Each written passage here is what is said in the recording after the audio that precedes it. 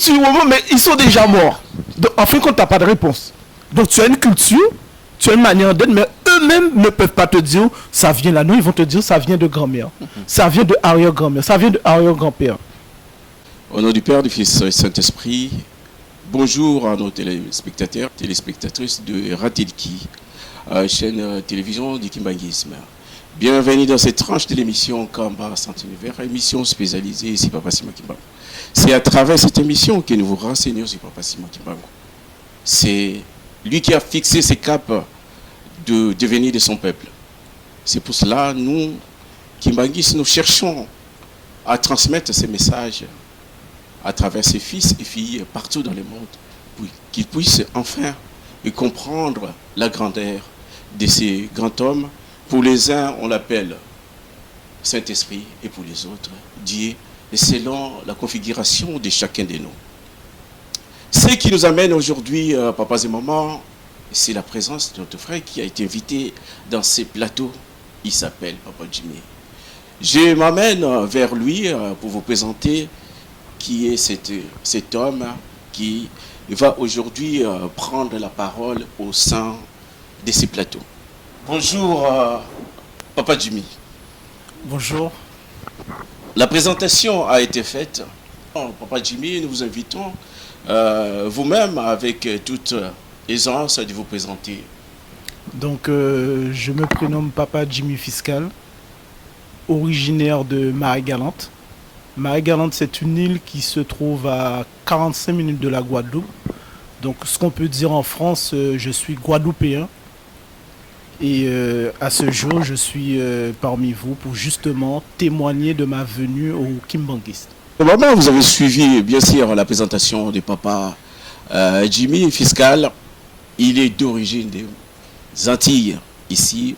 C'est parmi nos frères, qu'on peut dire, qui ont subi la déportation depuis les années 1400 où l'Afrique a été colonisée. Nos frères, ils ont changé de continent, c'est-à-dire de l'Afrique, vers les Antilles. Mais à travers sa présentation, vous avez compris qu'il est antillais, il est africain d'Antilles. Papa Jimmy, nous avons suivi votre intervention. Nous voulons savoir, parce que si vous êtes ici, et parce qu'on vous a trouvé dans un milieu qu'on appelle les Kimbanguisme. Qu'est-ce qui vous a poussé? Quel est le chemin que vous avez fait pour arriver dans ces milieux? Comme je dis toujours, je suis spectateur de ce qui se passe dans ma vie. C'est-à-dire que je dirais que je ne contrôle rien du tout. Si ce n'est que je suis la voix de l'esprit. De l'esprit, de ce qu'on peut dire son intuition. Moi, je ne connaissais pas le Congo, je ne connaissais pas le Congolais. Bien sûr, on est en France. On peut rencontrer diverses origines. Mais dans mon entourage, je ne connaissais pas de Congolais, je ne côtoyais pas des Africains.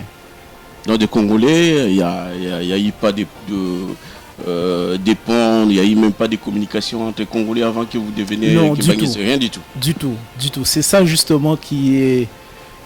C'est pour cela que je dis je suis spectateur de ce qui se passe dans ma vie.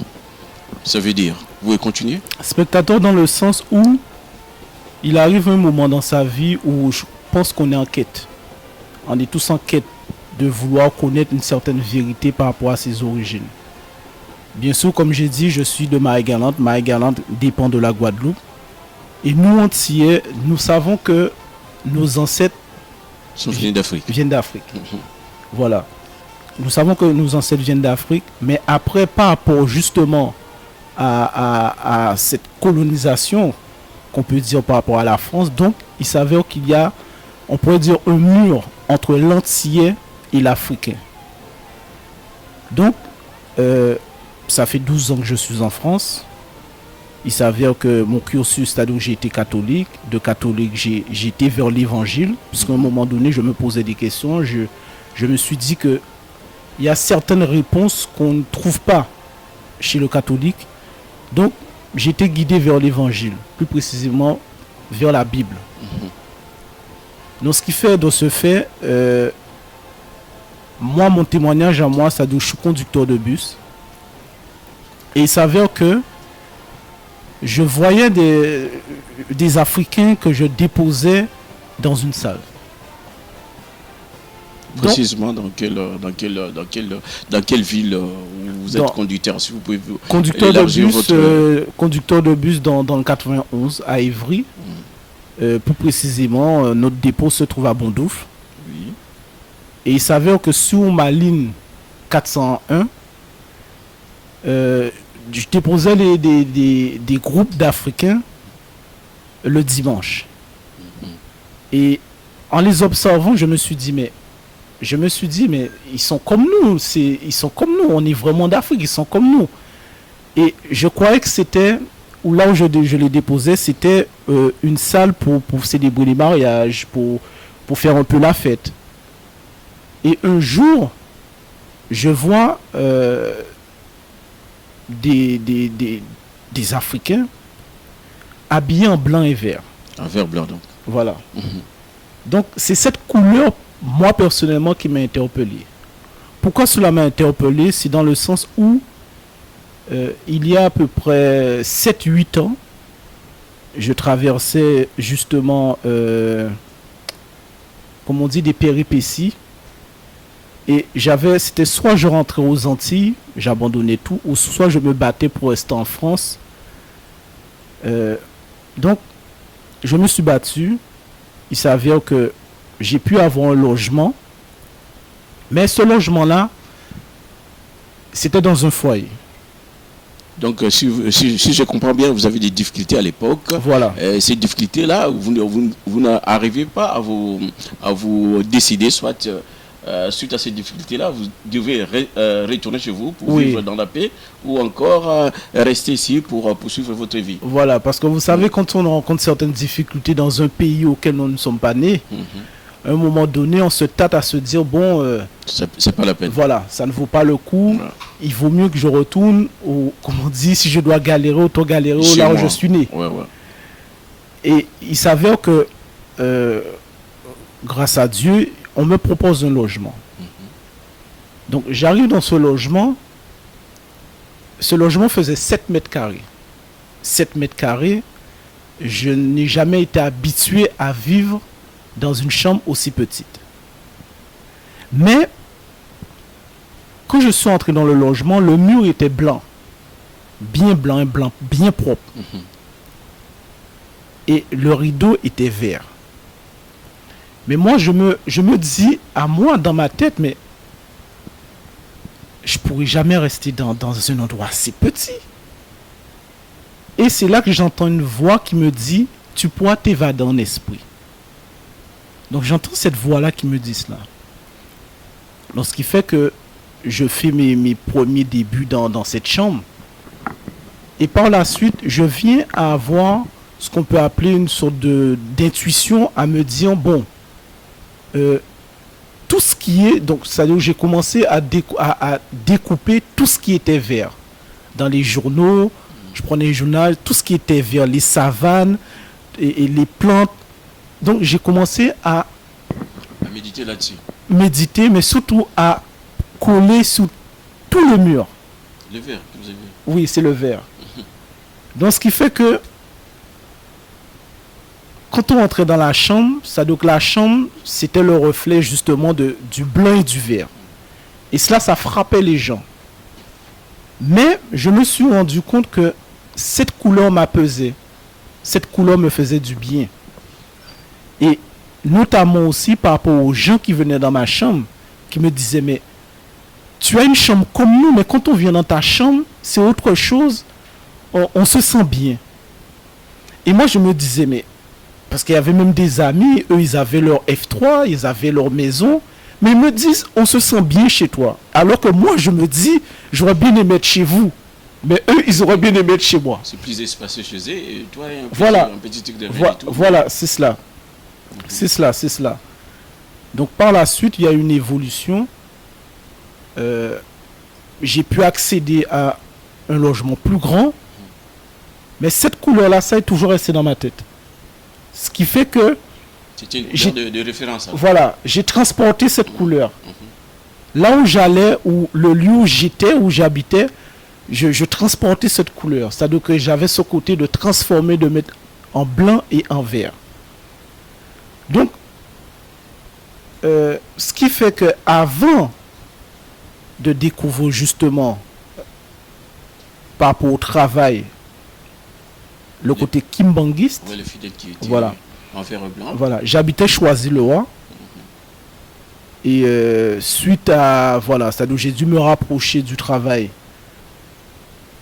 Donc là, à ce moment-là, j'allais prier dans une cellule de prière qui était à Rouelle-Malmaison. Et Une seule des prières, c'est-à-dire de protestants, des catholiques ou encore c'était l'évangile, c'est-à-dire que des réveils, on appelle couramment des réveils. non, je dirais pas église de réveil parce qu'on faisait ce qu'on appelait c'était le Shabbat, l'enseignement biblique, ce qu'on fait pas forcément dans le côté catholique. L'enseignement biblique, ce qui parle aussi, voilà, le combat spirituel. Et dès lors que j'ai déménagé à Fleury-Mérogis, je demandais au Seigneur de me guider pour aller dans une église, Ouais. parce que ça m'a plu, justement, cette découverte, cette approche de l'évangile, la parole de Dieu. Donc je lui demandais ça. Et un jour, je vois des Africains habillés en blanc et vert. Je suis dans mon bus, je les vois bien blanc et vert, mais un blanc et vert, mais avec une tenue de prestance, une tenue que tu sens que c'est comme si c'était une tenue de comment dire, de la royauté. Une tenue, tu sens qu'il y a du respect derrière ça. Il y a des liaisons Voilà, divines, ouais. voilà. C'est-à-dire que c'est comme si tu les vois comme si c'était des militaires, mais tu dis, mais attends, ils sont bien blancs et verts, ils ont une prestance de militaires, mais ils n'ont pas d'armes. Et dès lors que j'ai vu cette couleur, c'est-à-dire qu'en voyant la couleur, je me suis dit, la voix est sortie en disant, mais qu'est-ce que ces gens-là ça font avec ma couleur?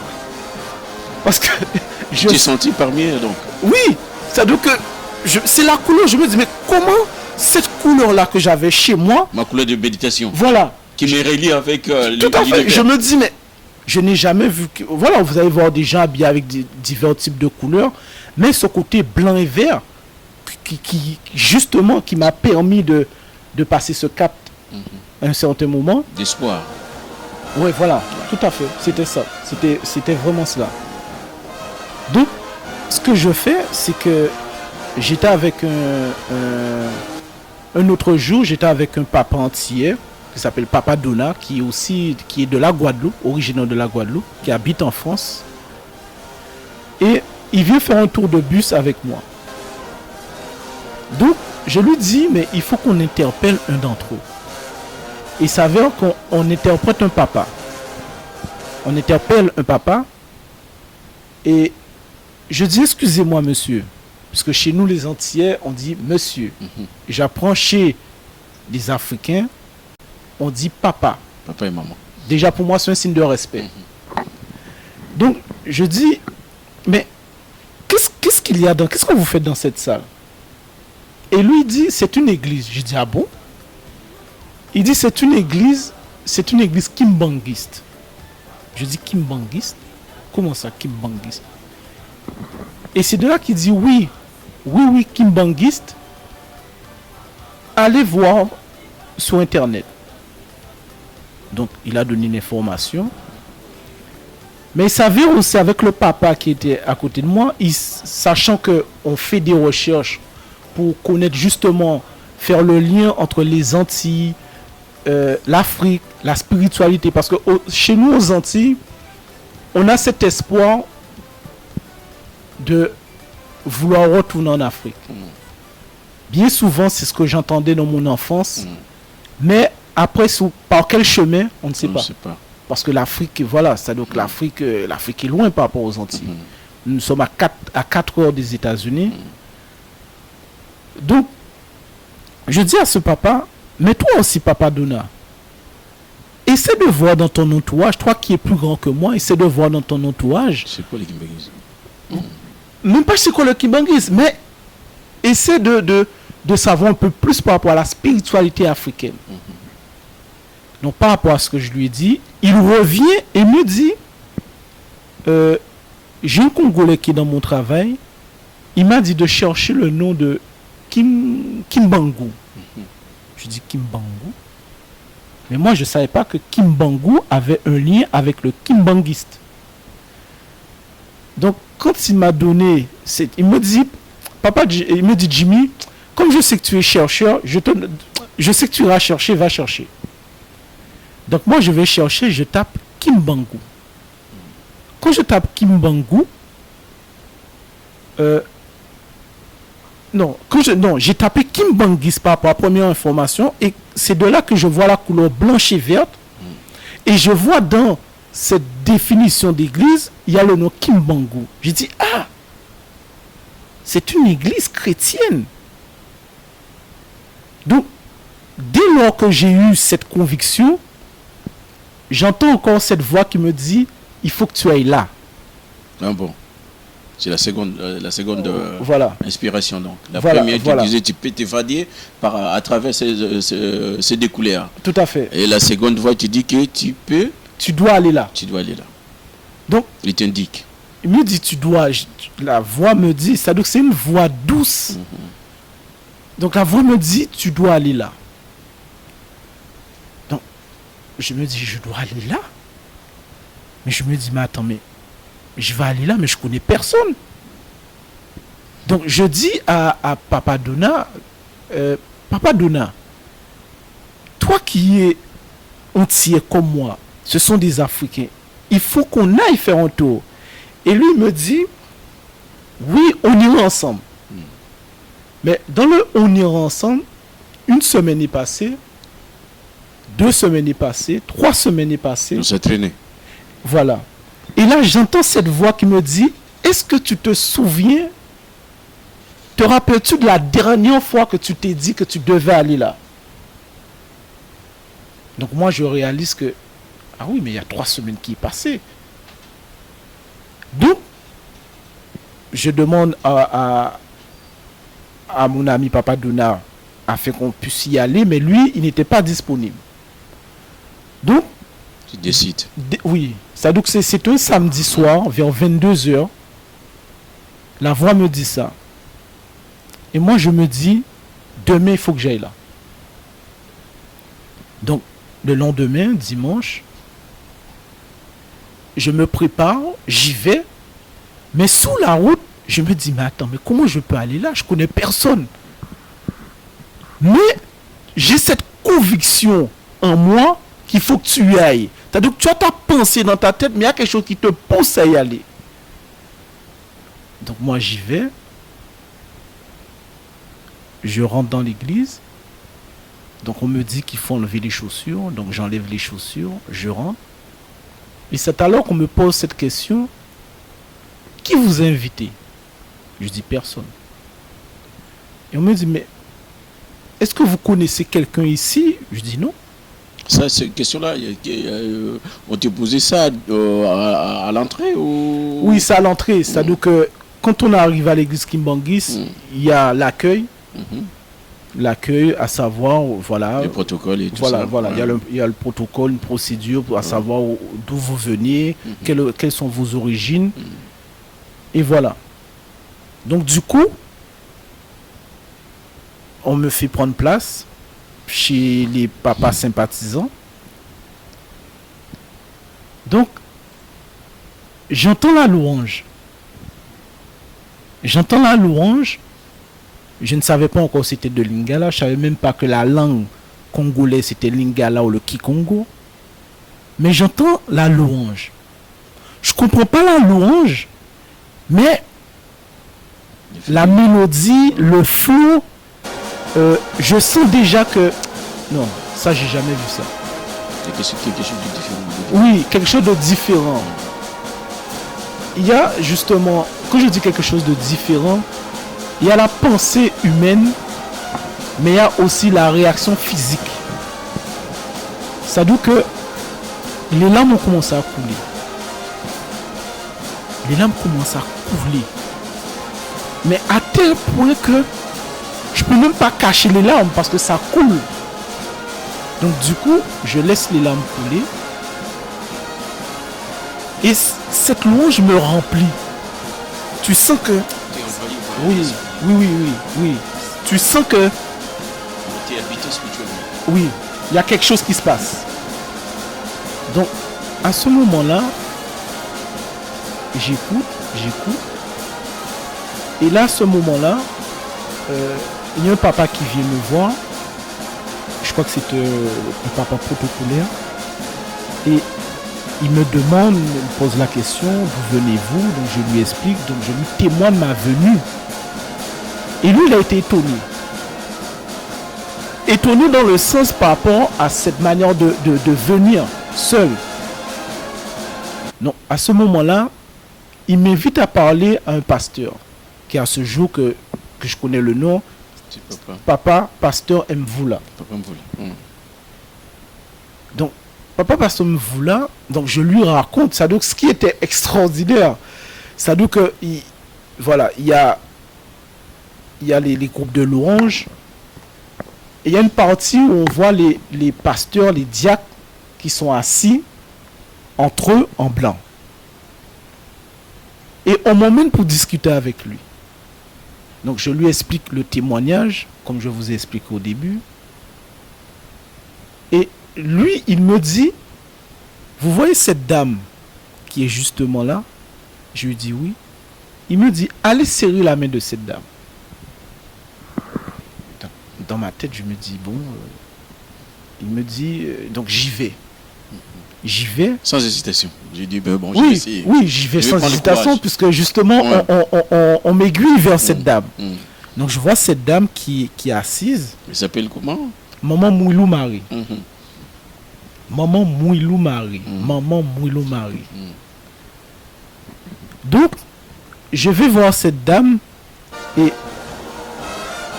elle me serre la main et elle me demande d'où je viens. Donc, je lui explique ma venue.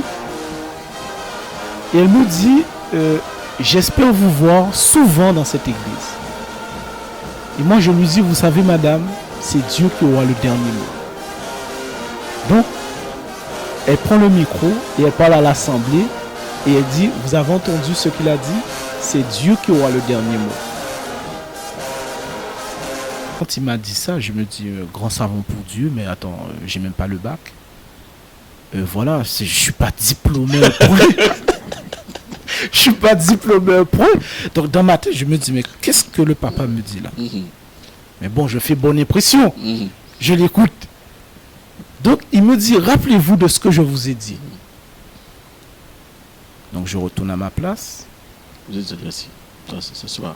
Voilà, je retourne à ma place pour m'asseoir et je fais une courte prière dans ma tête. Je dis, Seigneur, si tu veux que je sois là, il faut que tu me donnes le don de l'interprétation des langues. Je ne comprends pas cette langue et tu veux que je sois là. Donc, ça c'était le premier dimanche. Tout justement, papas et mamans, vous avez suivi l'intro, comment papa Jimmy s'est intégré, est entré au sein de l'église kimbanguiste. Il a tout expliqué. Je vous avoue que c'est pas facile d'intégrer dans un milieu où on ne connaît personne. Mais lui, il a fait parce qu'il a été guidé. Vous avez, je crois, vous et moi, nous avons suivi son interpellation, et tout ce qu'il nous a dit par rapport à son parcours pour arriver au sein de l'église kimbanguiste. Mais il y a une partie que je voudrais savoir. Vous avez parlé que vous ne connaissez pas les Lingala ni les Kikongo. Et c'est la partie qu'on veut que vous puissiez enfin expliquer. Parce que le but que tous qui sont aux Antilles, ou encore qui sont ailleurs, qui puissent comprendre comment s'intégrer. L'intégration était comment? Des difficultés par rapport à l'interprétation, la langue qui est parlée au pays. Et vous ne connaissez pas. Comment ces parcours-là, vous l'avez si s'intégrer par rapport à toutes ces difficultés-là? Ce que je pourrais dire, avant toute chose, c'est que la parole de Dieu est la vérité. Il nous a créés et avant même qu'une situation ne commence, il sait déjà comment ça va se terminer. Il est dit aussi dans sa parole, dès le ventre de ta maman, je te connaissais déjà. Et que vous êtes né dans ce monde, mais votre esprit ne vient pas de ce monde. Dans ce fait, je m'explique. Là où j'ai été troublé, je me suis dit non, Dieu est dans cette église. C'est donc le deuxième dimanche maintenant, j'arrive, donc on m'installe. Je suis assis au deuxième rang dans le groupe des papas sympathisants. Je vois une maman qui se lève. C'est-à-dire que la maman, elle est à l'opposé. À ce jour, on a fait connaissance, donc je pourrais préciser que c'est maman Florence. Les dirigeants, je pense. Voilà, elle est dirigeante. Donc, je vois maman Florence, plutôt, je ne savais pas encore c'était maman Florence, je vois cette dame qui se lève, qui fait tout le tour, et elle vient s'asseoir à côté d'un papa, et elle met bien sa main à son oreille, et elle lui parle. Ensuite, elle se lève, elle retourne à sa place, et le papa se retourne, il me dit, viens t'asseoir à côté de moi, je vais te traduire toute la prédication. C'était quel papa? Vous connaissez le nom? Il me semblait que il me semblait que c'était Papa Théo. Papa Théo. Il me semblait. Ouais. Le grand. Oui. Qui habite sur Saint-Michel. Donc, je me suis dit, mais attends, j'ai demandé quelque chose au Seigneur le dimanche là, et là, il y a quelqu'un qui me dit qu'il va me traduire. Donc là, à ce moment-là, il me traduit, il m'explique que les louanges que tu entends, ce ne sont pas des louanges écrites, ce sont des louanges inspirées. C'est-à-dire que il y a certaines personnes qui vont capter des louanges, des chants des anges. Donc là, je me dis, ah mais c'est ce qui agit en moi. C'est-à-dire que ça agit en toi, tu ne comprends pas la langue. Mais si on me parle d'ange, ce que l'ange connaît l'esprit. Donc là, à ce moment-là, je me suis dit non. Dieu est dans cette église. C'est pour ça que vous vous sentez habité. Oui, oui. Conviction. C'est-à-dire même s'il y a 10 personnes devant moi, 10 sentiers qui me disent, qu'est-ce que tu vas faire là? Non, ça c'est moi et mon intérieur. Ça se passe. Donc, si on peut récapituler, papa Jimmy, donc le premier dimanche, il n'y a eu aucune interprétation de tout ce qui s'est passé là-bas. Aucune interprétation. Ah bon? Aucune interprétation. Ah mais voilà, vraiment, toi tu étais vraiment habité parce que c'est pas facile qu'on arrive dans un endroit. La première chose, c'est qu'on traduise, c'est qu'on écoute. Mais vous, ce n'est que le deuxième dimanche, continuez votre... Donc le deuxième dimanche, donc le papa, il m'explique. Voilà, papa Théo, il m'explique, il me fait la traduction. Encore une fois, la louange, les larmes commencent à couler. Les larmes commencent à couler. Mais ce ne sont pas des larmes de tristesse. Donc ce qui fait que j'essaie d'essuyer, mais je laisse couler parce que je peux pas cacher, je ne peux pas faire semblant. Donc j'écoute la prédication, on me traduit la prédication. Je vois que la manière dont on explique les choses à travers la Bible, je me rends compte que ça, je n'ai pas encore connu ça. C'est vraiment différent par rapport aux autres. Oui. Tu étais entré dans un autre champ. Ah oui. Et là, à ce moment-là, j'entends le groupe de Faki. Oui. Quand je les entends jouer, je me suis dit, mais normalement, un groupe comme ça, ça équivaut à ce qu'on peut appeler les groupes d'orchestre de gospel, les groupes où tu vois la télé, tu te dis, mais ça, c'est payant. Comment je peux écouter quelque chose de grandiose comme ça? Rien payé. Voilà. Je n'ai rien payé. Mais d'autant plus, je regarde, je vois que il n'y a que des noirs. C'est-à-dire que voilà, c'est aux Antilles, bon, Pour jouer ça, il faut qu'il y ait quelqu'un qui a été à l'école, qui a été... Oui. Et qui a Ça fait veut dire que tu as l'habitude voilà, ça veut dire que moi, de mon côté, ça veut dire que quand tu entends, si tu vois cette installation, moi, je me disais, mais attends, mais en principe, si tu vois ça chez les Blancs, moi, c'était ma manière de réfléchir. Donc, je me dis, mais c'est extraordinaire de voir des Noirs qui ont cette capacité de jouer comme si tu étais dans un concert, mais c'est gratuit. Donc, là, à ce moment-là, je me dis, ah non. Donc, ça va de émerveillement à émerveillement. Papas et mamans, c'est hallucinant ce que papa Jimmy a vécu au sein de l'église. Si on peut citer les cantiques, ils ne sont pas composés, mais ils sont inspirés, captés. Et voilà. C'est là, et quand tu écoutes, tu vois que tu es habité par un autre esprit. Et quand tu découvres d'autres choses, quand on voit la fanfare Kimbangis, tu vois que mais c'est pas possible qu'on trouve dans un endroit comme ça, un grand fanfare de ce type.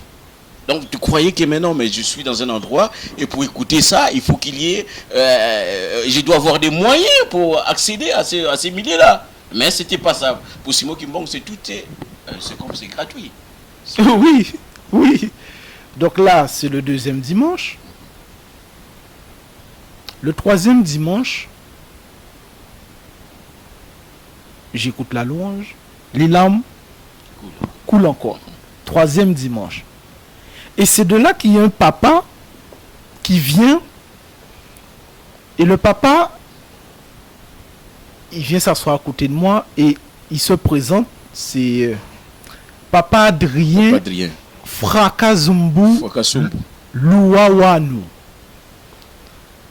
Il se présente à moi et me dit, à partir de ce jour, c'est moi qui prendrai la relève pour faire la traduction.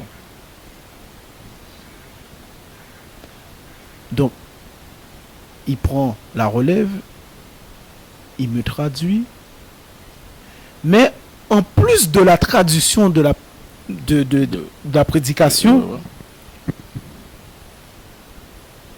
il m'oriente sur comment dire, il me donne des réponses auxquelles je me posais durant 4-5 ans en arrière. C'est-à-dire en une heure. Quelles sont les réponses que vous avez trouvées par rapport à ce que vous avez écouté là, par rapport au questionnement que vous avez... C'est-à-dire que déjà, bien avant, comme je vous ai dit, c'est-à-dire que 4 ans en arrière, il y a un moment donné, j'ai commencé à faire des recherches. Tu sens qu'il y a quelque chose qui te fait faire des recherches. Donc tu vas faire des recherches sur l'Égypte. Tu vas faire des recherches sur la spiritualité africaine. Tu ne trouvais pas des réponses par rapport à ça? Tu as des réponses, mais les réponses sont éparpillées. Sont vaguées. Voilà, sont vaguées.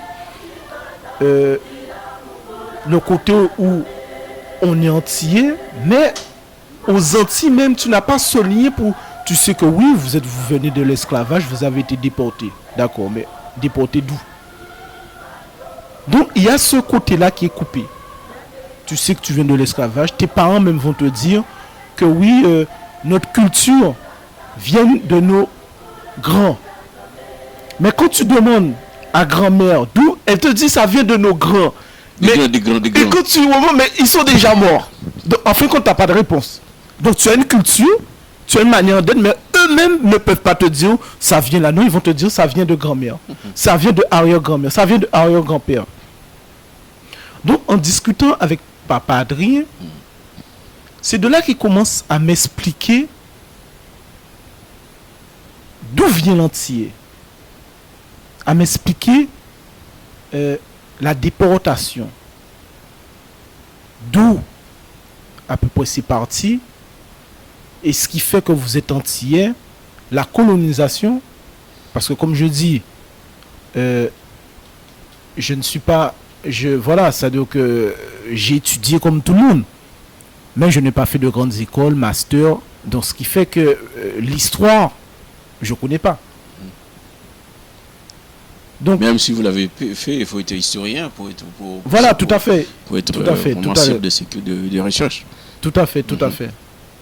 Il faut être historien pour faire ce genre de recherche. Et il s'avère que là, j'ai à m'apporter un papa qui m'explique la prédication et en même temps me rapporte des réponses auxquelles je me posais des questions.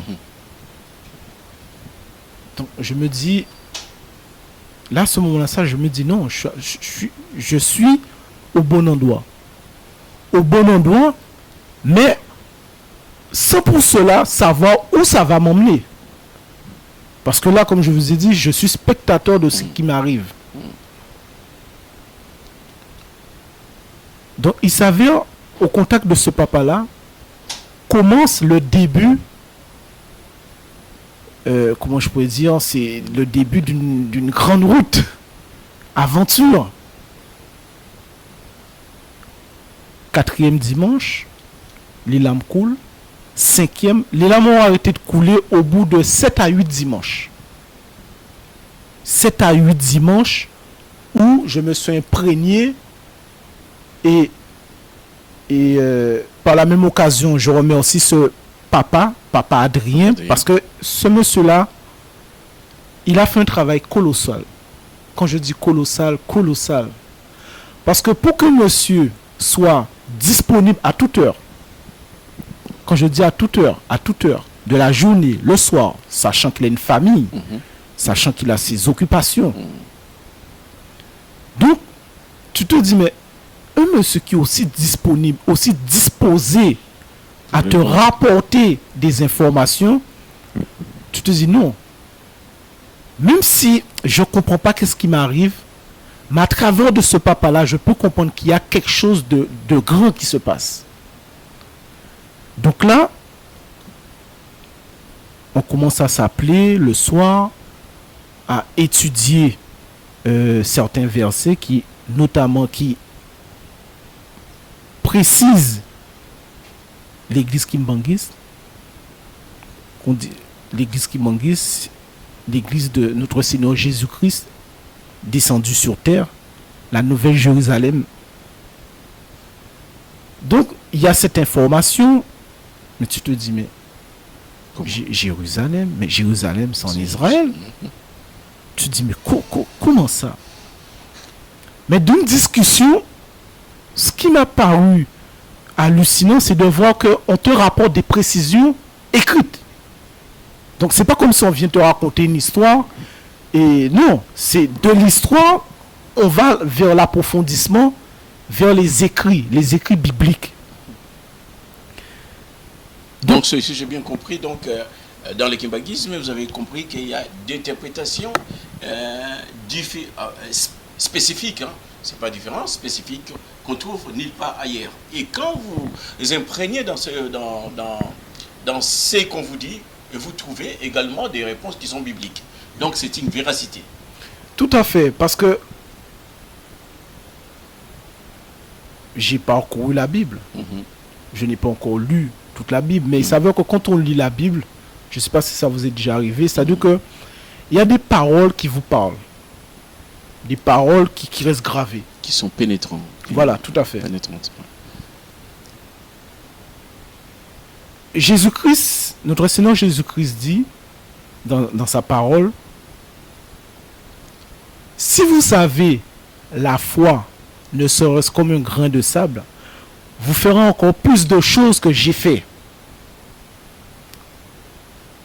Et moi je me disais, mais effectivement, mais qui?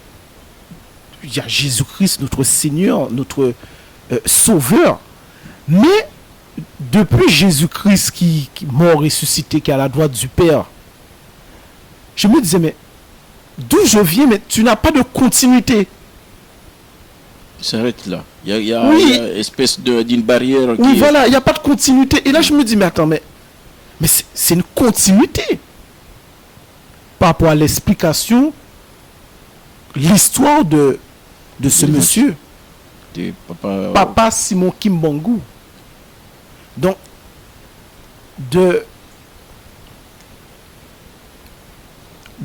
comment dire, je trouve même pas les mots parce que là encore, je me revois encore dans la situation. Et papa et maman, vraiment, nous vous remercions pour cette partie que nous venons de suivre. Et avant de laisser papa Jimmy prendre 2 minutes, nous remercions au passage papa Kita, nous papa Théo et papa Adrien pour le travail que vous avez fait.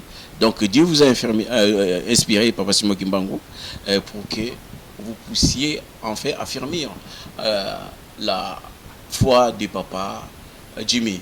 Avant tout cela, nous demandons à papa Je t'aime de mettre un cantique afin qu'on puisse nous inspirer ou encore entrer encore dans le bain du kimbanguisme. Merci, à tout de suite.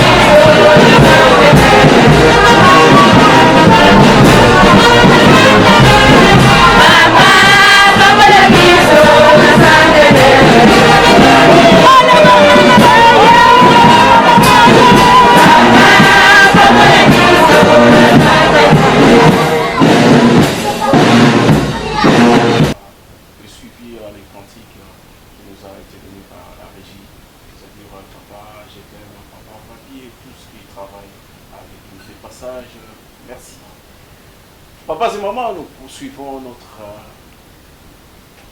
notre mouton dans notre histoire. Papa Jimmy, vous avez parlé de l'intégration au sein de l'église kimbanguiste, vous avez dit tout ce que vous avez vécu, tout ce que vous avez remarqué, tout ce que vous avez pénétré et tout cela. Parlons un peu de découverte.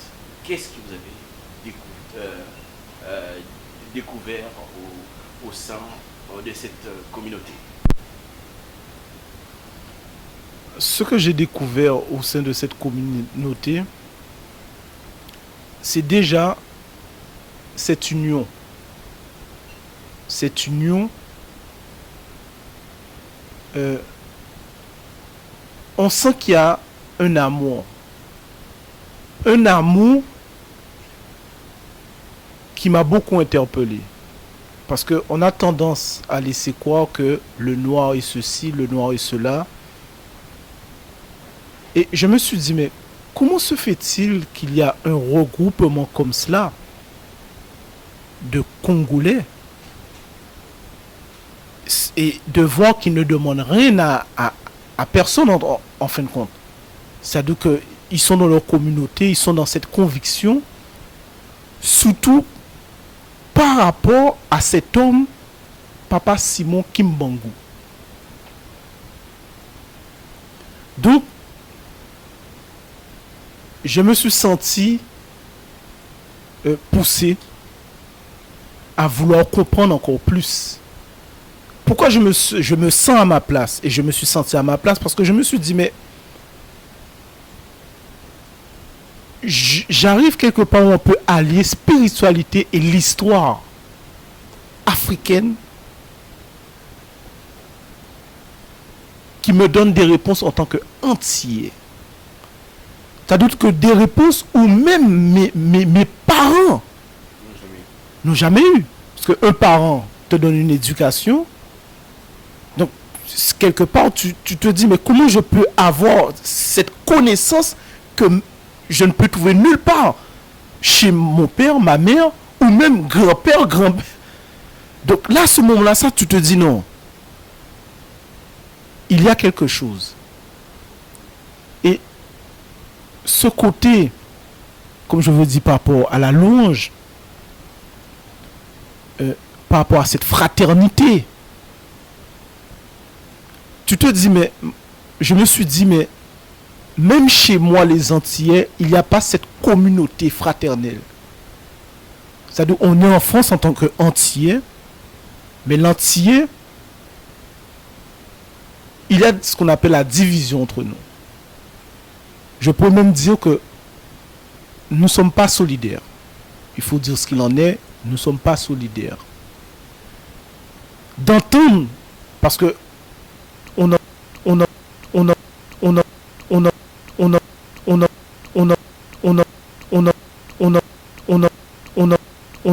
tu n'entends pas ce côté amour, tu n'entends pas ce côté paix, ce côté harmonie.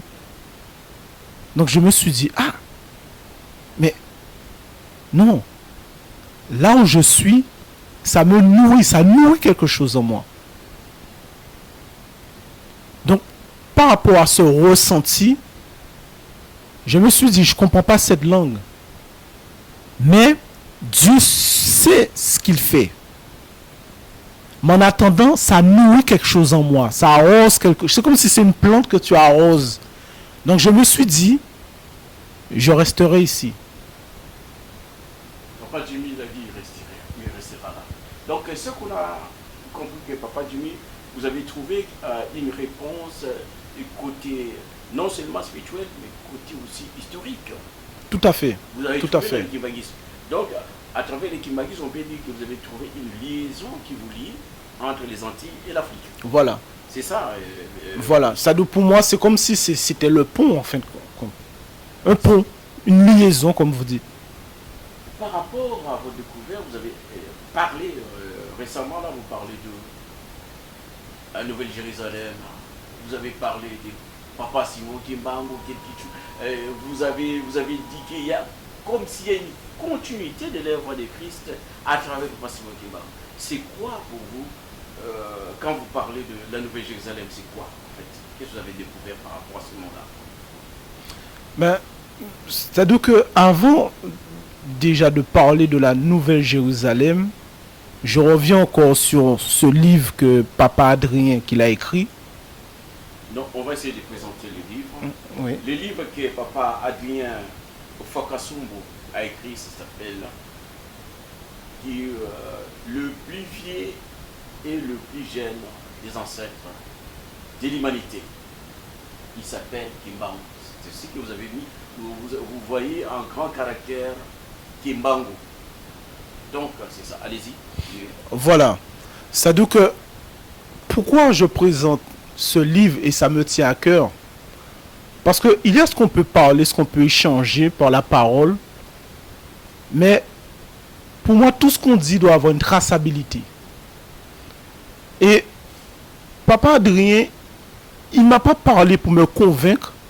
Il m'a parlé naturellement de ce qu'il vit, de comment, en tant que papa congolais, papa kimbanguiste, c'est-à-dire que c'est comme si on te donne un fruit, on ne te fait pas d'éloge, on te dit goûte-le. Ce fruit, c'est ce livre.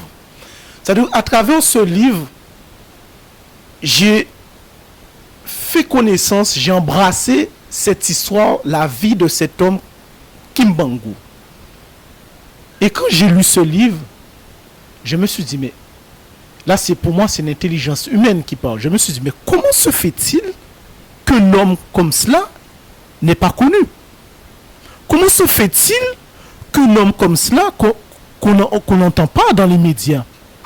Comment se fait-il que cet homme que j'apprends qui a été envoyé par notre Seigneur Jésus-Christ, je me dis non, mais il y a quelque chose. Il y a quelque chose. Mais ce quelque chose-là attise ma curiosité.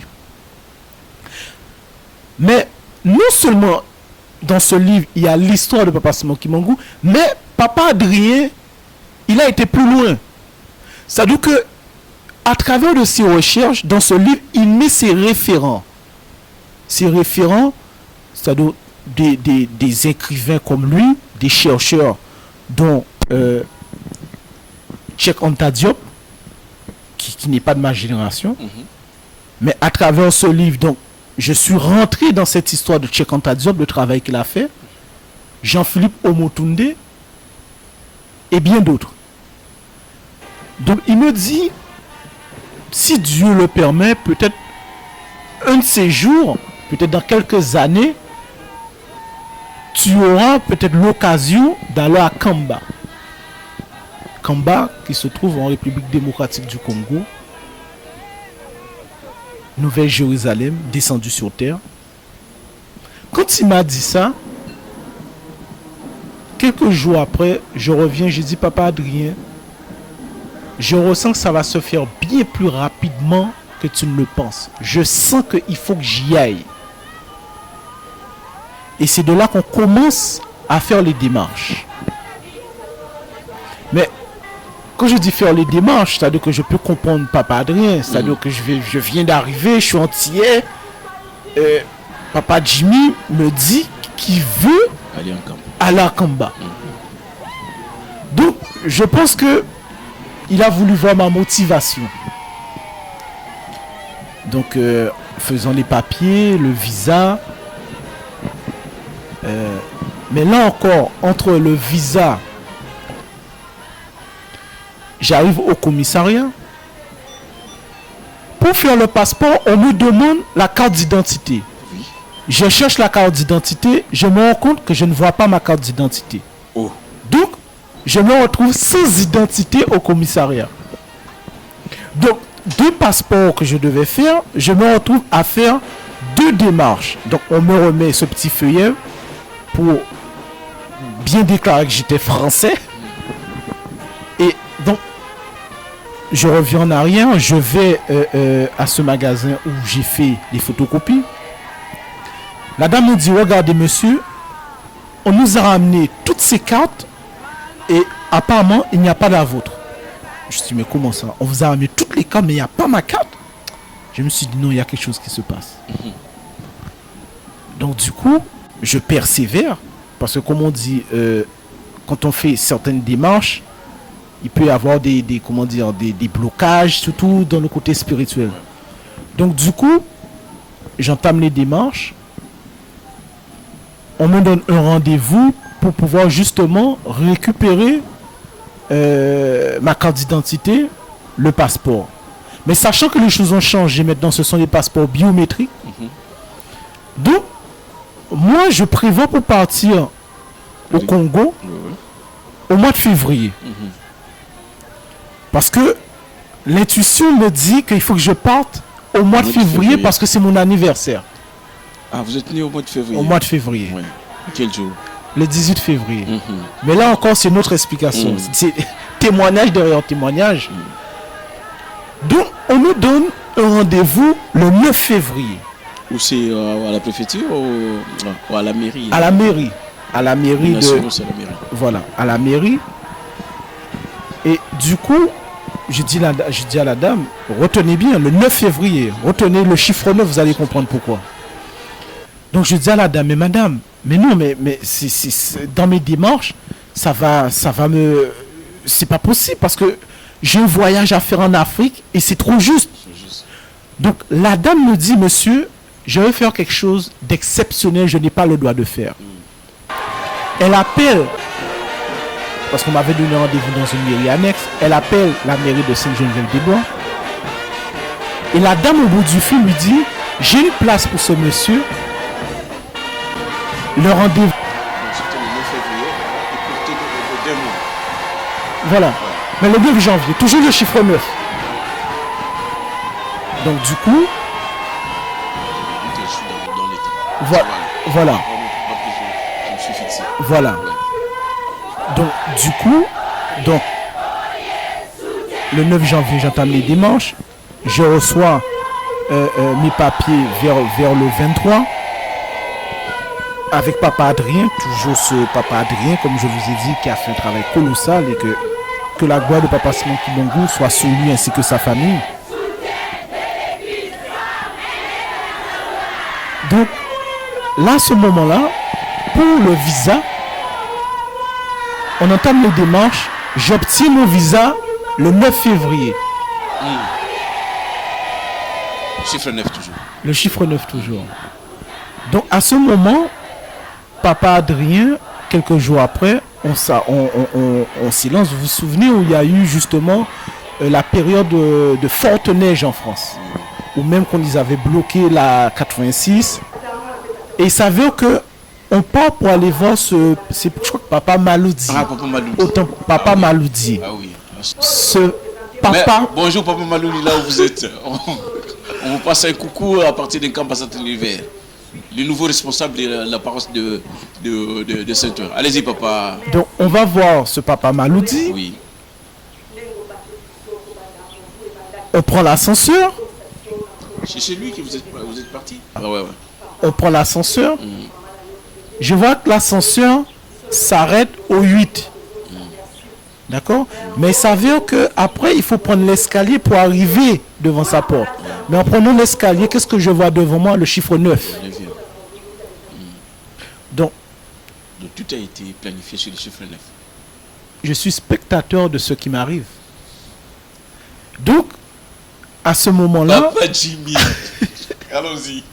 Donc, à ce moment-là, il nous reçoit. Signature des papiers. Voilà, les conformités. Et là, je lui dis, mais papa, il y a quelque chose qui se passe. Il faut que je vous parle de ça. Je lui dis, mais j'ai l'impression que le chiffre 9 me suit. Et c'est de là qu'il me dit, mais je connais. Oui, je vois très bien de ce que tu me parles. Parce que moi, je suis né le 18 février, dimanche, c'est mon anniversaire. Lui aussi? 1 plus 8 te donne 9. Toi c'est 18, lui aussi c'est 18. Tout à fait, papa. Je dis, mais papa, c'est vrai? Il me dit, oui. Je dis, mais papa, mais dis-moi, c'est mon anniversaire. Simon Kibongou. Donc, là, ce moment-là, j'ai cette conviction que oui, ce voyage doit être fait. Il y avait déjà la lumière, il y avait toujours voilà. Toute cette partie-là. Donc, ce qui se passe, c'est que comme je vous ai parlé du Papa Dona, guadeloupéen, qui lui, je lui disais, mais Papa Dona, c'est toi qui devais m'accompagner en antillais pour faire ce voyage. Je lui répétais ça. Mais pour vous montrer la force de Papa Kibongou, je dis bien la force de Papa Kibongou, 3 fois. Quelques jours avant mon départ, Papa Adrien me dit, Papa Jimmy, il y a de fortes chances. Il y a un papa qui vient d'arriver, sort de Kamba, il est là pendant quelques jours et il doit repartir à Kamba. C'est lui qui réalise les travaux. C'est le mari de maman Christine. Il s'appelle aussi Papa Dona. Papa Dona.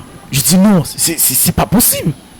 Il me dit oui, il s'appelle Papa Dona. Je dis mais Papa Adrien, comment ça? Donc, je demandais au Seigneur pourquoi Papa Dona entier guadeloupéen ne me suit pas.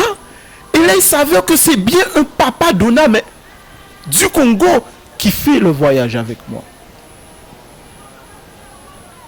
Donc, on fait le voyage ensemble. On arrive à l'aéroport Ndjili. Donc, déjà, grand émerveillement, je mets les pieds au sol africain. Donc, c'est de là que on va chez lui dans le quartier Kimbangu, il y a l'université kimbanguiste. Donc là, je fais mes débuts, c'est-à-dire qu'on est resté, je suis arrivé le vendredi. Le samedi, il y a Papa Tony, Faki, voilà, qui lui, il vient me chercher. Quand il vient me chercher, donc on s'apprête à prendre le chemin pour aller à Kamba. Mais ça veut qu'il y a eu une forte pluie. Et en même temps, la lumière de la voie, du véhicule s'est éteinte. Il y a eu un problème, donc ce qui fait qu'on a rebroussé chemin. Vous n'êtes pas allé le même jour. On n'est pas allé le même jour. Les conditions n'étaient pas... Voilà. Quand on a rebroussé chemin, donc on retourne là où il était logé, on pose les affaires, et il me dit, Papa Jimmy, viens, on va acheter à manger. Donc, on va acheter à manger. On arrive, chez un papa qui vend tout ce qui est nourriture. Mais il me dit non. Allons à côté. On va à côté, on va chez une maman. Il y a un papa à côté de moi. Il me dit, on commence à parler, il me dit, vous venez d'où? Je dis, je suis antillais, plus précisément de Marie-Galante. Vous savez ce que ce papa me répond? Il me dit, ah, Marie-Galante? La mère de mes enfants, c'est une Marie-Galantaise. Oh. Vous vous rendez compte? Premier contact.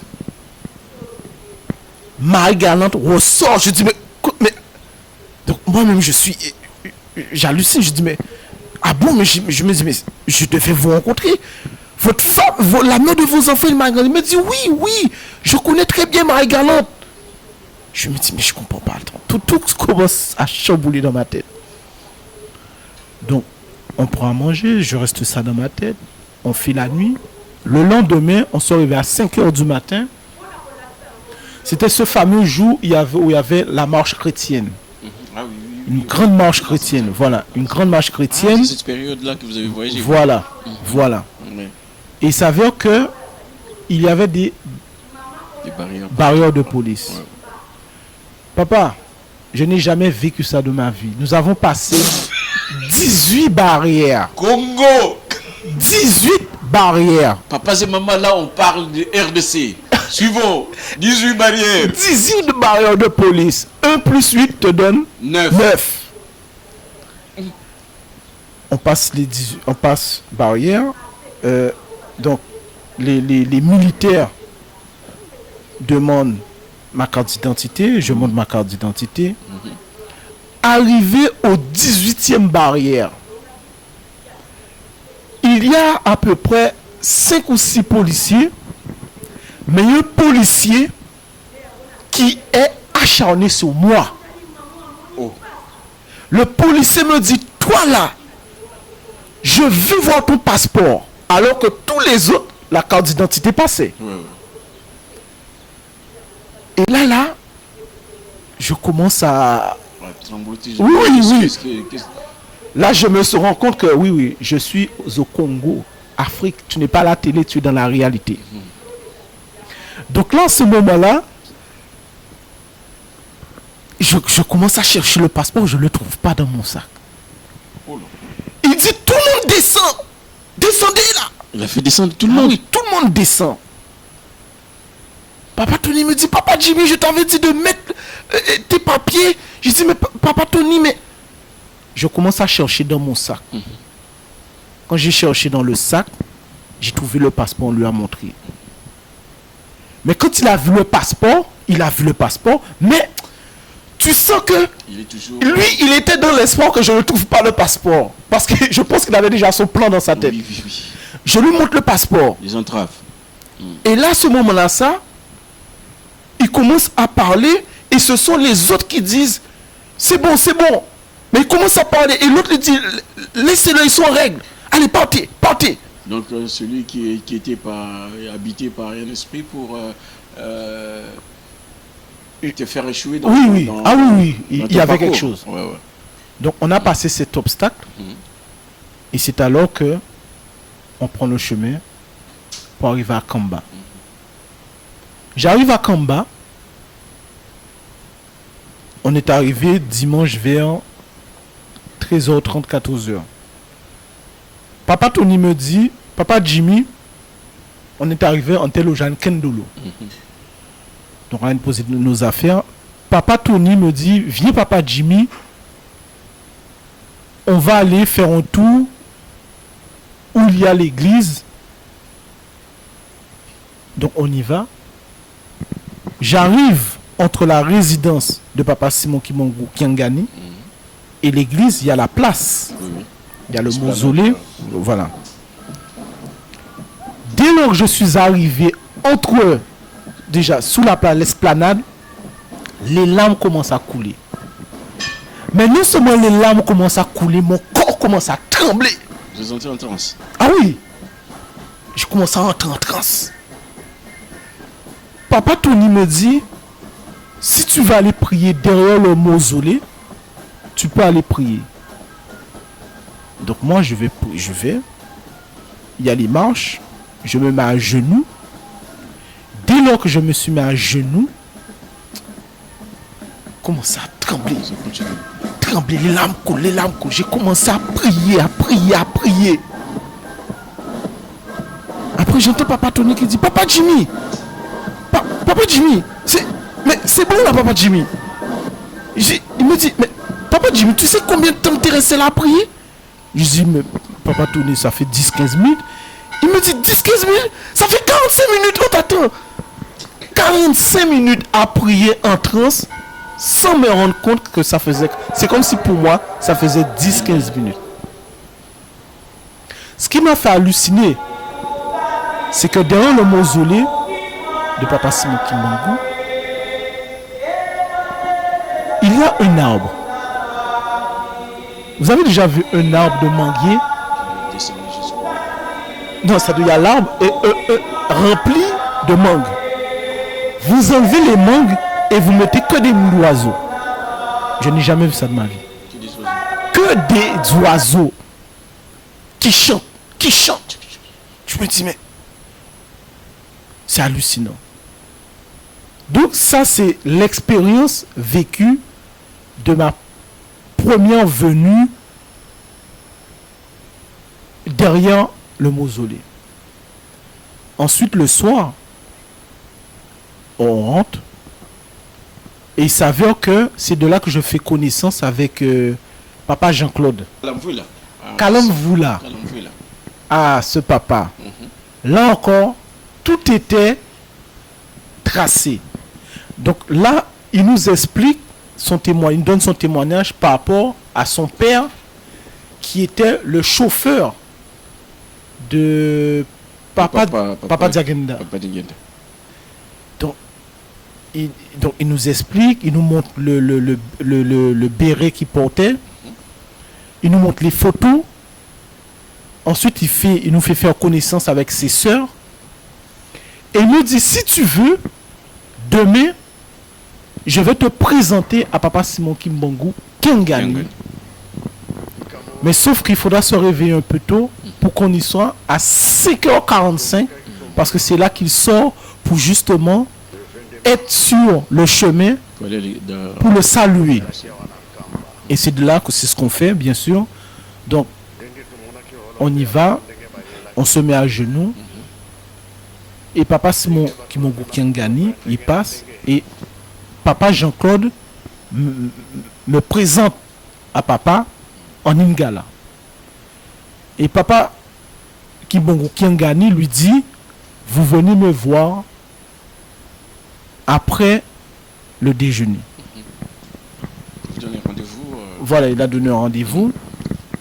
Donc, étant donné qu'il est très demandé, donc il s'avère que ça a tardé C'est un pas peu. facile, ouais. Et puis, il nous reçoit. Il nous reçoit. Les photos sont là. Voilà, les photos sont là.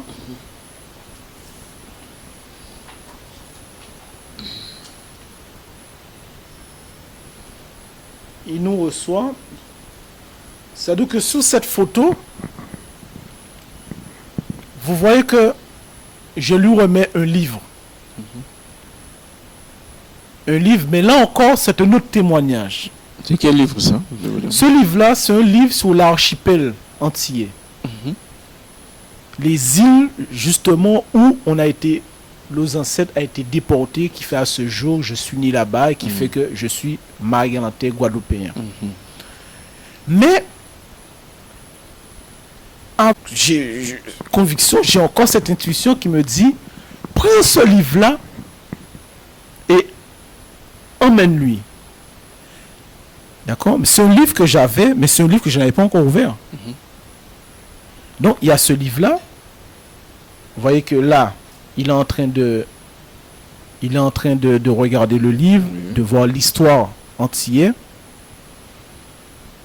Et je lui offre une lampe frontale. Une lampe frontale. Mais encore une fois, cette lampe, je l'ai achetée. Je l'ai achetée, je l'ai mise quelque part et je ne l'ai jamais utilisée. Mon idée me dit de prendre le livre et de prendre la lampe. Et le message qui a été sorti, qui est sorti de ma bouche quand je lui ai donné, quand je lui ai donné la lampe ici là et le livre ici, je lui ai dit, Papa Simon Kimongo Kiangani, le livre que je vous remets, c'est comme si que ce sont les Antilles que je vous remets entre les mains. La lampe frontale que je vous offre, cette lampe-là représente la lumière qui est en vous, afin qu'elle puisse éclairer les Antilles. Parce que aux Antilles, nous sommes dans le péché total. Donc c'est ce qui est sorti. Mais je n'étais pas préparé, ça donc la veille, je ne savais même pas quoi dire. Donc à ce moment-là, je lui présente les photos de ma famille, ma mère, mon père, mes frères et sœurs. Donc lui, il regarde les photos, il me regarde, il me dit tout est pardonné. Il me regarde encore, il me dit tout est pardonné. Hein? J'ai dit oui papa. Et les larmes commencent à couler, les larmes commencent à couler, les larmes commencent à couler. Et ensuite on me fait sortir. Donc quand on me fait sortir, va rester... donc ici c'est Papa Tony. Oui. Papa José Diac à l'église Kimbangis à Londres. Papa Jean-Claude. Kalamvouya. Et moi-même, papa Jimmy. Donc ils sont restés. Et quand ils sont revenus, Papa Tony me dit, Papa Jimmy, tu sais ce que papa Simon Kiangani m'a dit? J'ai dit non, je ne sais pas. Il m'a dit déjà, tu es très fort d'être venu jusqu'ici tout seul. Et que l'église kimbangiste t'encadre. Car tu seras quelqu'un pour cette église. Donc là, c'est deuxième message par rapport à Papa Pasteur Mvoula. Donc là, à ce moment-là, ça, je me dis, mais non, mais qui suis-je? Je suis petit par rapport à cela. Mais je reconnais que dans l'église, je suis le seul entier. Oui, oui. Donc, il y a ce côté petit à petit, tu te dis non. Il faut que tu prennes les choses au sérieux parce que... Il y a un rôle à jouer. Et c'est de là que je continue mon excursion à Kamba, je vais à l'église, je vois cette église qu'on peut apercevoir ici, là, ici, le temple. Mais on m'explique que le temple que tu vois a été construit par les fidèles, mais à main nue. Je me dis, pas des engins. Il n'y a pas d'engin, voilà. Il n'y a pas d'engin. Et à savoir qu'il faut, c'est très important, c'est-à-dire que pouf, le sol à Kamba, tout le monde est pieds nus, tout le monde marche pieds nus. Cela, c'est quelque chose aussi qui m'a marqué. C'est-à-dire que le sol, c'est comme si c'était du pâte à modeler. C'est-à-dire que qu'on a travaillé, qu'on travaille mais avec les pieds. Donc cela déjà, c'est, tu sens qu'il y a quelque chose ici que tu n'as pas connu. Une paix, une harmonie. Devant des papas, des mamans, des enfants, travailler main dans la main pour construire le musée de Papa Simon Kimbangu. Donc, tu te dis que comment des gens peuvent travailler en harmonie, pieds nus, grands, petits. Tu te dis non. Il y a quelque chose. Il y a quelque chose. Donc, dès lors qu'on m'explique la construction qu'ils sont en train de faire, c'est-à-dire que le côté où aller casser des pierres, porter ces pierres sur sa tête. Et le chemin, c'est pas comme si c'est un chemin plat. Hein. C'est-à-dire qu'il y a des montées, il y a, tu vois, grands, petits, personnes âgées faire sa part. Donc moi, avec Papa José, on a fait notre part. Et cela m'a réjoui. Pourquoi cela m'a réjoui? Parce que je me souviens quand j'étais plus jeune, je me disais,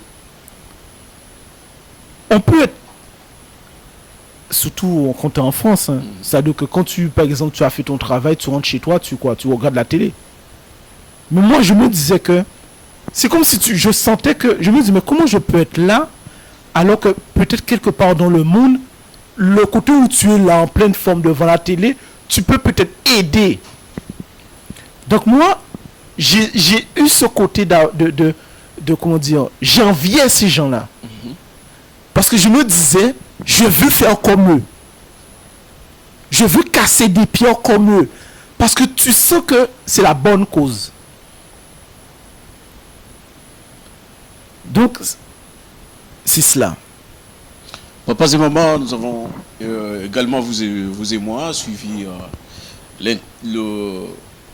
l'interprétation ou encore l'histoire de papa Jimmy. S'est découverte en Kamba, tout ce qu'il a vécu. Quand vous dites qu'en Afrique, il n'y a pas seulement ces côtés-là, comme il venait de dire mon frère, mon papa, qu'on a souvent tendance à coller à l'Afrique, qui est un mauvais côté. C'est celui des misères ou encore celui d'une partie folle de gens qui n'ont pas une réflexion à un bon niveau, c'est-à-dire qu'ils préfèrent entrer dans des boîtes et faire n'importe quoi. Mais à travers l'histoire des papas, Jimmy, on se rend compte qu'il y a une richesse qui n'est pas explorée. C'est à travers Papa Jimmy, nous voyons que l'antillais est aussi concerné. Donc, c'est-à-dire que l'équimbanguisme, c'est un pont.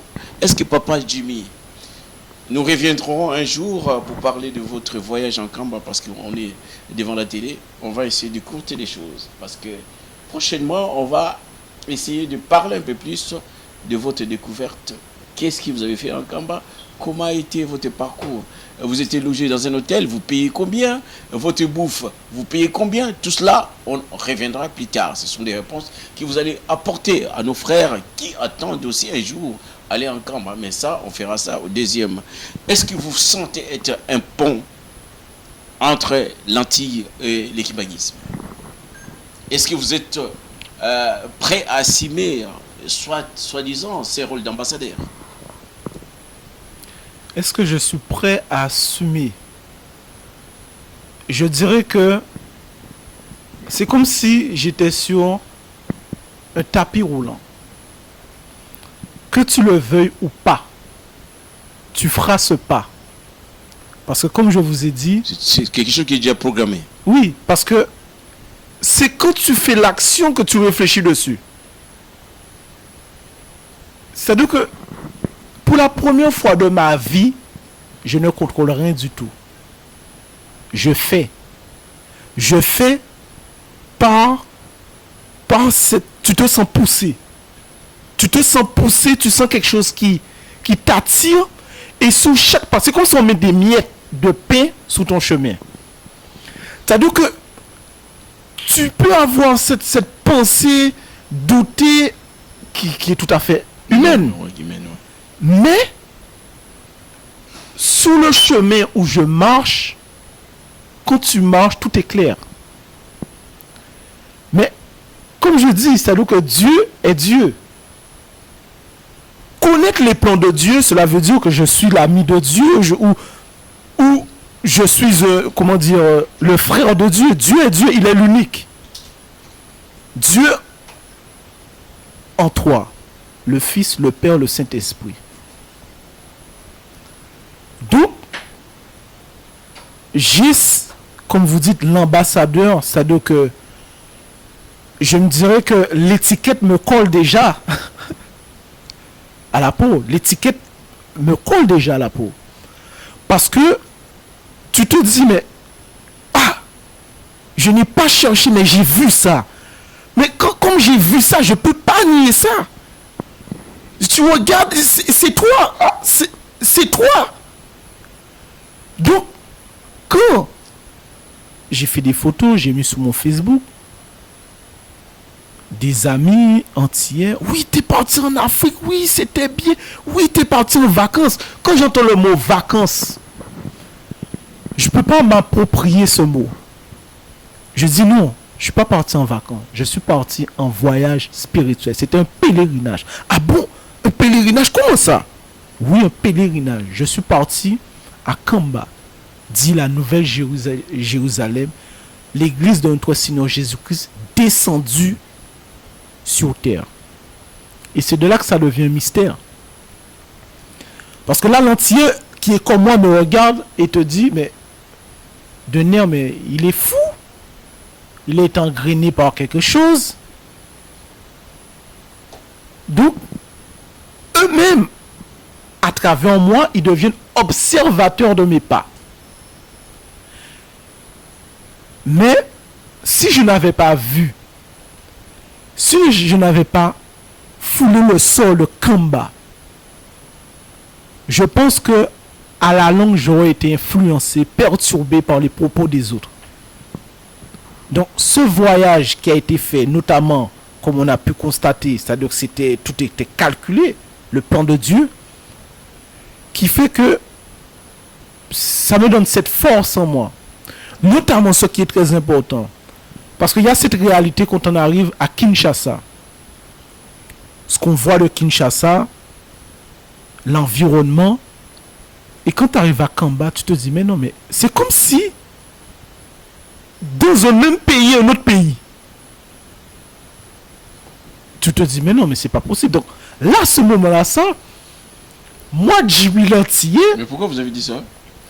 Oui, parce que à Kinshasa, tu vois, c'est festif.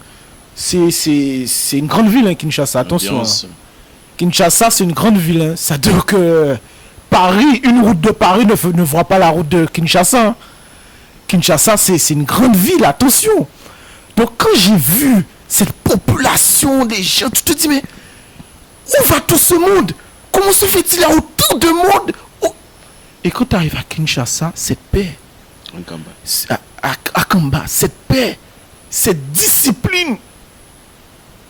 Tu te dis, mais non. Mais non seulement il y a ça, mais tu vois qu'il y a des Noirs. Donc tu vas vers le Noir, lui, il parle portugais, lui, il parle espagnol, lui, tu te dis, toute langue. Toute langue. Mais ils sont tous à Kamba. Et là, je me dis, non. Et là, j'ai commencé à parler à des jeunes Congolais. Je descendais dans la rue, je parlais. Je disais, mais comment se fait-il que vous, jeunes Congolais, vous êtes là? Moi, je sors des Antilles. Je suis né aux Antilles. Je suis enfant. Je suis venu au Congo pour comprendre qu'est-ce qui se passe là-bas. Est-ce que toi, tu es déjà allé? Ils me disent non, non. Oui, mais les Kimbanguis, on entend ceci, on entend cela. J'ai dit non. Il y a ce que vous entendez. Mais à partir de ce jour, retenez qu'un Antillais qui est sorti à 7000 km, 7000 km, je lui dis, vous savez, 7000 km, mais s'il y a des escales, tu peux arriver à 8000 km. Et je lui dis, vous savez que la France aux Antilles, il y a 8000 km. Donc c'est comme si j'ai fait 16 000 km pour venir ici. Donc commencez à réfléchir sur ça. Pour justement aller à Kamba. C'est-à-dire que vous avez quelque chose, vous avez un joyau caché dans votre pays et vous ne le savez même pas. Mais à travers moi, quel que soit ce qu'on vous a dit, moi je vous conseille d'y aller. Et il y a un jeune qui me dit, oui, mais on a entendu parler, oui, mais ça ne nous intéresse pas et tout. Je lui ai dit, écoute-moi bien, ça ne t'intéresse pas. Mais à partir de ce jour, Dieu sait qu'il t'envoie un témoin et que tu as entendu la parole. Parce que le jour, et pendant que je suis en train de parler, il y a un papa qui est derrière moi qui me dit, continue à parler, ça m'intéresse. Il me laisse parler pour le jeune. Ensuite, le papa me dit, vous savez, monsieur, je suis kimbanguiste. Comme quoi, il y a toujours quelqu'un que Dieu envoie pour, au cas où, parce que ça aurait pu être des mensonges ce que je dis là, j'aurais pu inventer l'histoire. Mais pendant que je suis en train de parler, il y a un papa qui vient en renfort et dit, je suis kimbanguiste. Ce qu'il dit là, c'est vrai. Il y a un autre jeune kimbanguiste qui vient, il me dit, je suis kimbanguiste, mais quand je leur parle, ils ne veulent pas m'écouter. Je leur dis, à partir d'aujourd'hui, vous savez ce jeune-là que vous n'écoutez pas, si demain il n'est plus parmi vous, ne vous inquiétez pas. Ne vous étonnez pas. Parce que lui, il fait sa part. Demain, papa Kimbangou peut l'envoyer dans tel et tel pays pendant que vous êtes là au bord de la rue. Et là, celui qui m'a dit, ça ne m'intéresse pas.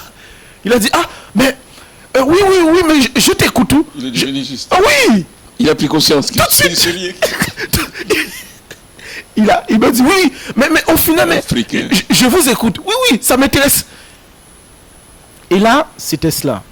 Mais même moi, je me disais, mais, et c'est de là que papa Tony, un soir, papa Tony descend, il me dit, papa Jimmy, qu'est-ce que tu fais en bas, mais tu sais qu'il y a des jeunes, ils peuvent t'enlever. J'ai dit, ah bon, papa Tony, mais papa Tony, il faut parler à ces jeunes. Et il m'explique que oui, mais les Congolais ne veulent pas comprendre. Tu as beau les parler, ils ne veulent pas comprendre. Je dis oui. Mais la différence, c'est que Dieu sait ce qu'il fait. C'est que là, c'est un entier qui parle. Donc, à travers si eux, ils réagissent, ils ont une intelligence humaine, avant de se dire, le Kimbangu qu'ils ont entendu parler, ils ne prêtent pas attention, comment se fait-il, lui, il sort de tel endroit et il va là et vous êtes là. Et c'est de là que on a fait connaissance, qui à ce jour, parce que j'ai gardé les contacts. J'ai gardé les contacts, on échange, on fait des échanges. Et j'ai même fait connaissance aussi avec une maman qui, elle, témoin de Jéhovah. Et moi, je lui dis, témoin de Jéhovah, mais est-ce que tu connais l'histoire de Kamba? Regarde, je lui parle. Et je pense que cette parole l'a touché parce que je lui ai dit, mais dommage, je pars demain, je retourne en France. Et à ma grande surprise, papa Tony, quand il est revenu en France, il m'emmène un bracelet de cadeau. Il me dit, c'est cette maman-là, ça, qui te fait ce cadeau. Donc, voilà encore un témoignage en travers les jeunes Congolais que Papa et maman, papa Jimmy, la voix est ouverte. Approchons-nous de papa Jimmy, qui tu sois. Donc on venait de dire, papa Jimmy vient de répondre à la question, à sa question. Il se sent concerné, il se sent guidé. C'est pas lui, hein. C'est l'automatisme du kimbanguisme qui entre avec lui. C'est la force de Simon Kimbangu qui lui parle. Papa et maman, on n'est plus déconnecté, parce qu'aux Antilles, nous avons aujourd'hui un ambassadeur. C'est le but de cette émission, qu'on puisse faire découvrir à nos frères qui sont de l'autre côté que l'histoire, notre histoire, tous, azimut, quel qu'il soit, d'où vous êtes en tant qu'Africain, on est lié au kimbanguisme. C'est ça la réponse qu'il nous apporte Papa Jimmy. Approchez-vous. Soit entier, d'ailleurs, vous avez déjà la porte ouverte pour approcher Papa Jimmy. Son numéro, ça défile directement sur nos écrans pour vous, au cas où vous voulez les joindre. Le numéro est là. Papa Jimmy, nous sommes presque à la fin de notre émission parce qu'on aura une autre interview dans les jours à venir, parce que vous allez nous parler du Papa Simon Kimbangu, c'est là votre compréhension. Vous allez parler d'un Kamba, de tout ce que vous avez vécu, mais aujourd'hui, je pense qu'on est presque au bout de notre émission. Nous vous demanderons dans un dernier temps de nous donner un mot de la fin, parce que les jours à venir, on vous recontactera pour la suite de notre émission. Le mot de la fin, là encore, c'est un autre témoignage. Allez-y. Le dernier jour où je quitte Kamba, il faut savoir que Papa Adrien, lors de son voyage, il était parti avec sa femme, ses enfants.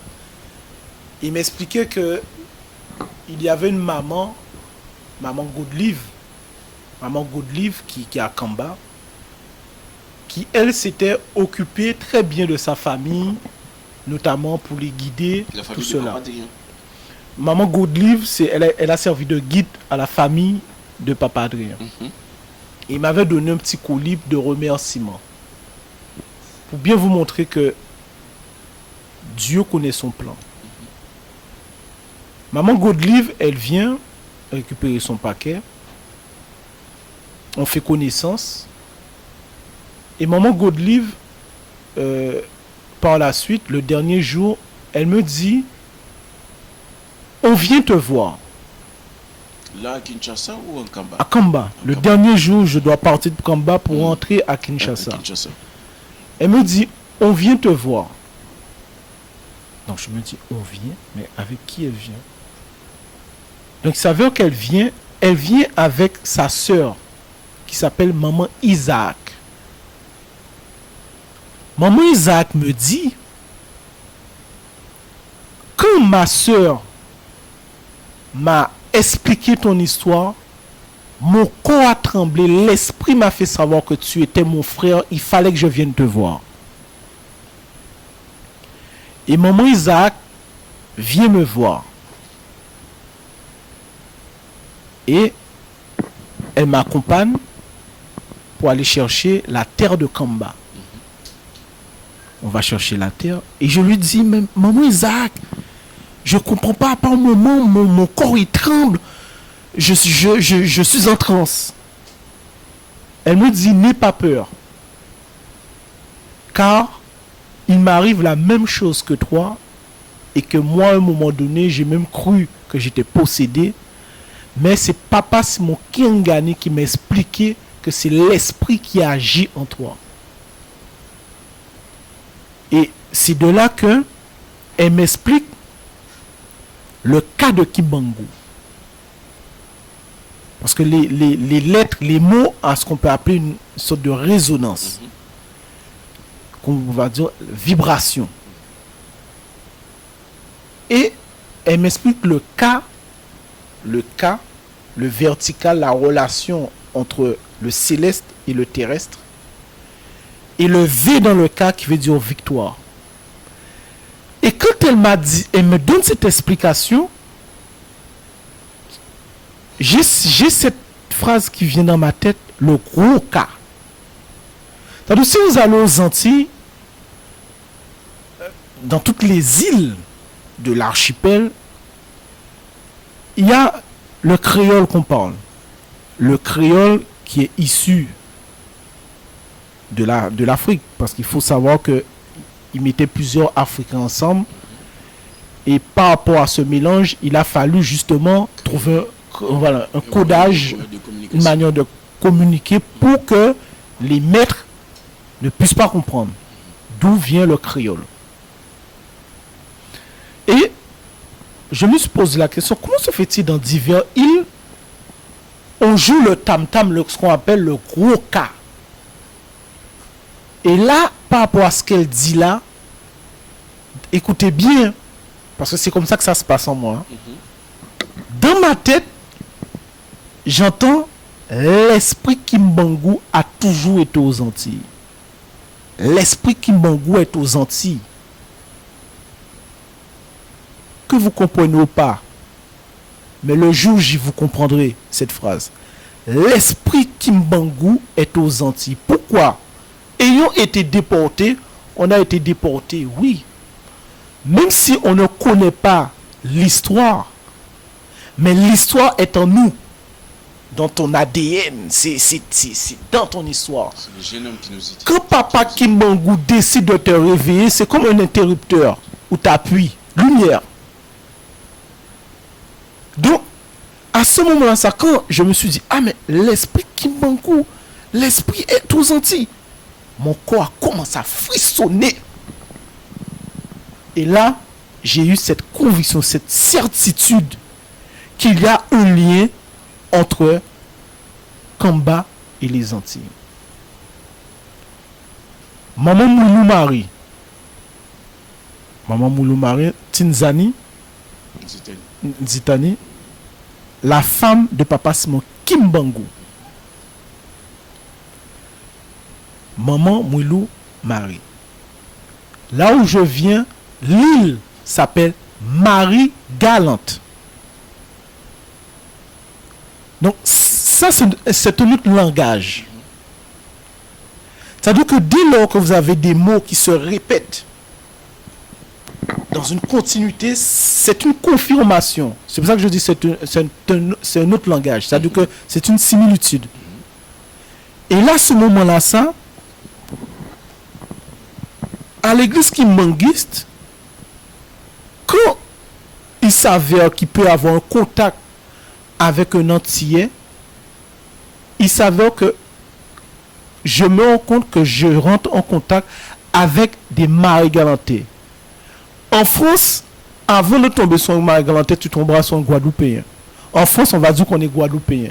Dans les îles, il y a Marie-Galante, il y a les Saintes, il y a la Désirade, il y a Saint-Martin. Mais c'est difficile qu'un Marie-Galantais puisse se rencontrer comme ça, surtout chez les Africains congolais. Donc, c'est à ce que je fonctionne. C'est des confirmations. Comme je dis, il y a des miettes de pain, je prends les miettes, j'avance, je prends les miettes, j'avance. C'est-à-dire que même moi, je ne sais pas où ça va aboutir. Mais en attendant, j'étais à Kamba, je sais où je veux retourner. Les Antilles, c'est à 8000 km en descendant. Le Congo, c'est à 7000 km en montant. Moi, j'ai décidé de monter, pas de descendre. Ceux qui peuvent comprendre, qui puissent comprendre,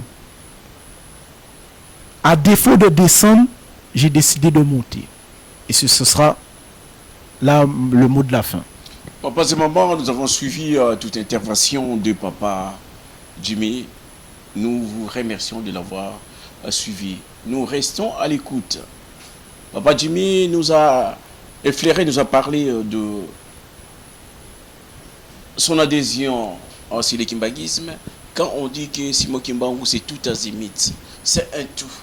Il est parti, si on peut résumer, à travers des choses qu'on pourrait dire ridicules, des couleurs vert blanc, et au point qu'il nous a parlé qu'il devient l'ambassadeur des Antilles. C'est là nous nous reconnaissons sa grandeur, son rôle qu'il est venu jouer dans l'équipe Kimbanguisme. Mais vous qui nous écoutez, vous êtes encore à la recherche de se découvrir. Mais Papa Jimmy, il est un de vous, un de nous, qui nous donne des réponses par rapport à nos questions.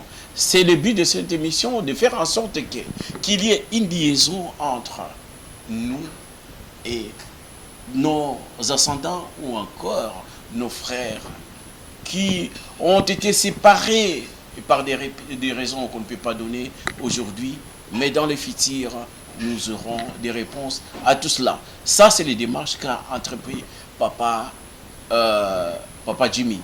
Papa Zimmerman, vraiment, nous vous aimons beaucoup, mais on est à la fin de notre émission.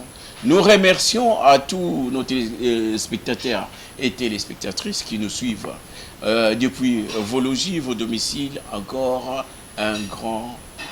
une bonne fin de journée à travers cette émission. Nous remercions à Papa Costa et Maman Marianne Marquis qui nous ont cédé ce studio afin qu'on puisse tourner cette émission. À Papa Adrien, Papa Théo Kitani et tous les autres, à tous téléspectateurs de Ratelki à travers l'émission Kamba Saint Univers, à notre marraine Maman Sophia, à Papa Bouzin, Papa Débéry, Papa Papi, Papa Je t'aime, Papa Lema et tous les autres qui faisons le même corps dans Kamba Centre de l'Univers. Nous vous remercions à tous les Kimbanguistes de Saint-Ouen et aussi dans le monde entier. Nous remercions ainsi à celui qui nous a donné cette force, cette énergie, Papa Simon Kimbangu, qui a gagné les procréateurs, les celles à qui nous avons en commun